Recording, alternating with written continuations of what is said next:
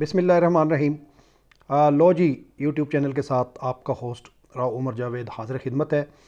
आज का हमारा व्लॉग है जो मौजूदा बहरान जा रहा है अदालती, जिसमें कि मुस्लिम लीग नून जो है वो अदालती बेंच जो बनाया गया है चीफ़ जस्टिस की जानिब से 3 रुकनी, उस पर एतराज़ कर रही है। और PDM का गुज़श्ता रात इजलास भी हुआ, उसमें भी उस बेंच को कबूल ना करने का जो है ऐलान किया गया।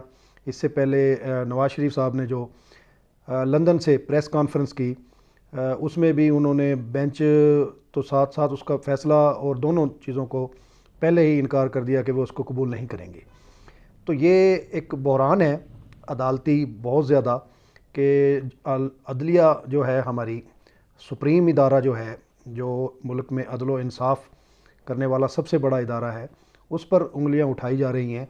और ये उंगलियां आज की नहीं उठाई जा रही, ये हर दौर में उंगलियां उठाई गई हैं। जिस पार्टी को फ़ैसला पसंद नहीं आया उसने उठकर जो है अदलिया पर अपनी आवाज़ भी उठाई, उंगली भी उठाई।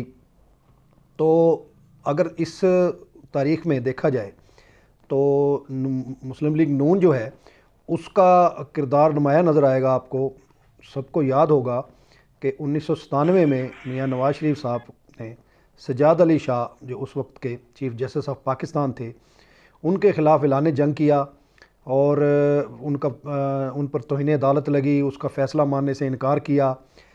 फिर एक मुहिम चली। ये बिल्कुल जो मौजूदा स्क्रिप्ट है वो बिल्कुल वही पुराना लिखा हुआ है और उसी पर जो है वो अमल जारी है।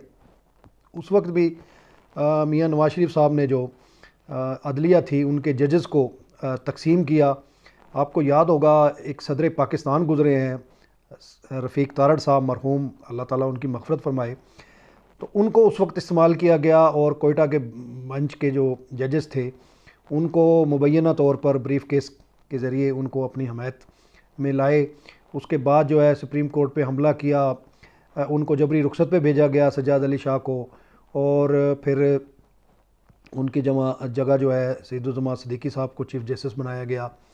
तो ये एक तारीख़ दोहराई जा रही है कि जो अदालत आपके ख़िलाफ़ फ़ैसला करे आपने उसको तस्लीम नहीं करना, उसको तनकीद का निशाना बना रहा है। आप पिछले देख लें, जब से ये केस लगा है, केस क्या है कि जो 2 सूबाई असम्बलियाँ तहलील हुई हैं वज़राए आला की रिकमेंडेशन पर, उनकी समरी पर, उनकी रज़ामंदी से, तो वो आइन में ये लिखा है कि जब असम्बलियाँ तहलील हों तो 90 दिन के अंदर अंदर जो है वो इलेक्शन होना चाहिए।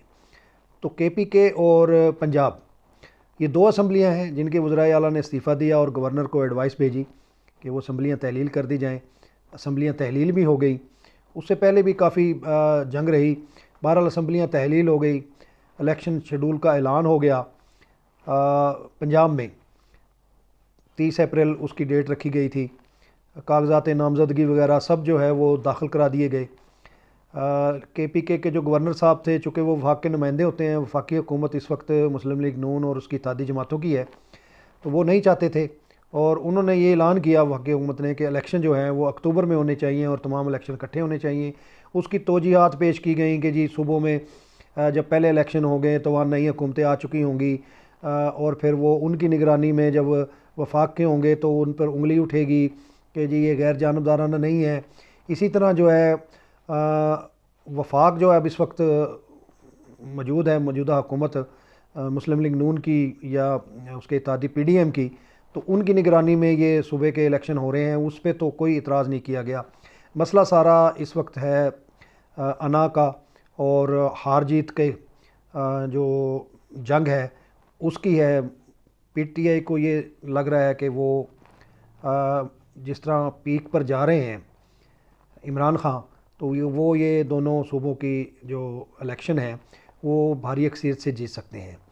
PDM को भी यही लग रहा है कि इस वक्त इमरान खान जो है वो मकबूल तरीन लीडर हैं पाकिस्तान के और वो ये इलेक्शन जीत सकते हैं, इसलिए वो इलेक्शन से फ़रार चाहते हैं। ज़्यादातर लोगों का यही ख्याल है कि PDM की जो जमातें हैं इसीलिए वो इलेक्शन से भागना चाहती हैं कि वो इस वक्त जीत की पोजीशन में नहीं है। महंगाई का इशू है, बेरोज़गारी है बहुत ज़्यादा। आपने देखा कि आटे के लिए हज़ारों लोग जो हैं एक सेंटर पर امڑ آتے ہیں اور پھر وہاں بھگدڑ مچ جاتی ہے، انتظامیہ کو ان کو کنٹرول کرنا مشکل ہو جاتا ہے۔ اس سلسلے میں کئی جانیں بھی جو ہیں وہ ضائع ہو چکی ہیں۔ تو یہ ایک انتہائی گھمبیر صورتحال ہے جس کا تدارک ضروری ہے۔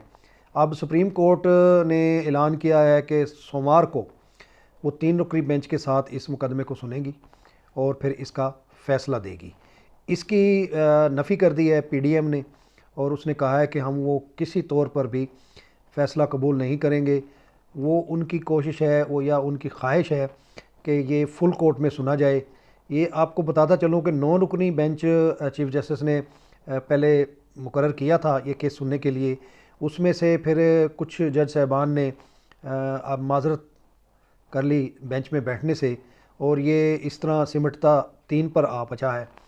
تو یہ اس سے واضح نظر آ رہی ہے کہ سپریم کورٹ کے ججز میں بھی تقسیم کر دی گئی ہے، اور یہ ادارہ بھی اب متحد اور متفق جو ہے اس معاملے پر نظر نہیں آ رہا۔ اسی لیے جو اس وقت پاکستان میں ریاست کے 3 ستون ہوتے ہیں، مقننہ، عدلیہ اور انتظامیہ، تینوں میں ٹکراؤ کی صورت نظر آ رہی ہے، اور جس عمارت کے 3 ستون آپس میں ٹکرانے کی پوزیشن میں ہو تو وہ عمارت کا حال کیا ہوگا۔ ریاست پاکستان اس لیے آج کمزور نظر آ رہی ہے، انتہائی کمزور نظر آ رہی ہے۔ معاشی عدم استحکام ہے، سیاسی عدم استحکام ہے، بیرون دنیا جو ہے ہم پر اعتماد نہیں کر رہی، ہمارے دوست ہم پر اعتماد نہیں کر رہے، لیکن جو جنگ ہے یہاں سیاستدانوں کی وہ جاری ہے۔ عوام کی اس میں کوئی بات نہیں چل رہی، کہیں بھی عوام کا ذکر نہیں آ رہا، صرف اقتدار کی جنگ نظر آ رہی ہے، اختیارات کی جنگ نظر آ رہی ہے۔ ادارے اپنے اختیارات جو ہیں وہ مضبوط کرنا چاہ رہے ہیں، حکومت اپنا اقتدار کو طول دینا چاہ رہی ہے اور دینے جا رہی ہے، اس کے اقدامات سے یہی لگ رہا ہے۔ لیکن ان سارے معاملات میں جو ایک چیز جس کا ذکر نہیں ہے، جو اصل عوام جو ہیں ان کی جانب کسی کی توجہ نہیں ہے۔ عوام کہاں جائے؟ جو ریاست کے اصل مالک ہیں 22 کروڑ عوام، جن کو سمجھا ہی کچھ نہیں جا رہا۔ اب بدقسمتی دیکھیے اس ملک کی کہ عوام کے مفادات کو، عوام کے مسائل کو زیر بحث لایا ہی نہیں جا رہا۔ جتنی کوششیں ان دونوں پارٹیوں نے یا ساری سیاستدانوں نے ایک دوسرے کو نیچا دکھانے کے لیے کی ہے، اگر وہ عوام کے مسائل حل کرنے میں تھوڑی سی بھی کوشش کر دیتی تو شاید کچھ عوام کو ریلیف مل جاتا۔ تیل کی قیمتیں آپ کو پتہ ہے پوری دنیا میں کم ہو رہی ہیں، لیکن ہمارے ہاں یا بڑھا دی جاتی ہے یا بڑے فخر سے کہا جاتا ہے کہ جی وہی قیمتیں ہم رکھ رہے ہیں۔ دھمکیاں دی جا رہی ہیں کہ اگر ہماری بات نہ مانی گئی تو ڈالر جو ہے وہ 500 تک چلا جائے گا۔ دھمکیاں دی جا رہی ہیں کہ ہم یہ کر دیں گے، ہم وہ کر دیں گے، فلاں کو تختہ دار پر چڑھا دیں گے، کسی کو جو ہے وہ آگے نہیں آنے دیں گے اپنے اقتدار کے سامنے، اپنے اختیارات کے سامنے۔ کوئی کسی کی جرت نہیں ہے کہ وہ ان کے اختیارات کو جو ہے وہ چیلنج کر سکے، کم کر سکے۔ تو اس قسم کی چیلنجز جو ہیں وہ ایک دوسرے کو دیے جا رہے ہیں، لیکن جو عوام کو درپیش چیلنجز ہیں ان کا ذکر کہیں نہیں ہے۔ تو ریاست جو ہے اس وقت نظر آ رہی ہے کہ اس کا کوئی پرسان حال نہیں، 22 کروڑ عوام کا کوئی پرسان حال نہیں، ان کو کسی کھاتے میں کوئی لایا نہیں جا رہا۔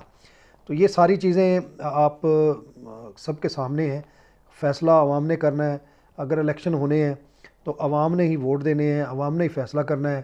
بدقسمتی سے ان کو کوئی ان کی طرف کوئی دیکھ ہی نہیں رہا، ان کے مسائل کو کوئی ادراک کرنے کی کوشش ہی نہیں کر رہا کہ یہ آخر جو لوگ ہیں بلک رہے ہیں سڑکوں پر مختلف چیزوں کے لیے، اپنے مسائل حل کرانے کے لیے، اپنے حقوق کے حصول کے لیے، ان کی جانب کسی کی توجہ نہیں ہے۔ تو خدا را اس ملک پر رحم کھائیں، عوام پر رحم کھائیں۔ اقتدار آنی جانی شے ہے، لیکن ملک نے رہنا ہے، عوام نے یہاں رہنا ہے، تو اس کا کوئی حل سوچا جائے۔ سارے جو ادارے ہیں، جو سٹیک ہولڈرز ہیں، ان کو یہ مل بیٹھ کر سوچنا چاہیے۔ تو عوام صرف دعا کر سکتی ہے، ہم دعا کر سکتے ہیں، عوام تو بے اختیار ہیں، ان کے اختیار میں تو کوئی چیز نہیں ہے۔ تو دیکھتے ہیں آگے کیا ہوتا ہے۔ اگلے ولاگ تک کے لیے اجازت دیجیے، جاتے جاتے آپ سے وہی گزارش میرے یوٹیوب چینل کو سبسکرائب کریں، لائک کریں اور بیل آئیکن کو دبا دیں تاکہ ہر آنے والی نئی اپڈیٹس اور ویڈیو آپ تک جلد پہنچ سکیں۔ بہت شکریہ۔ پاکستان زندہ باد۔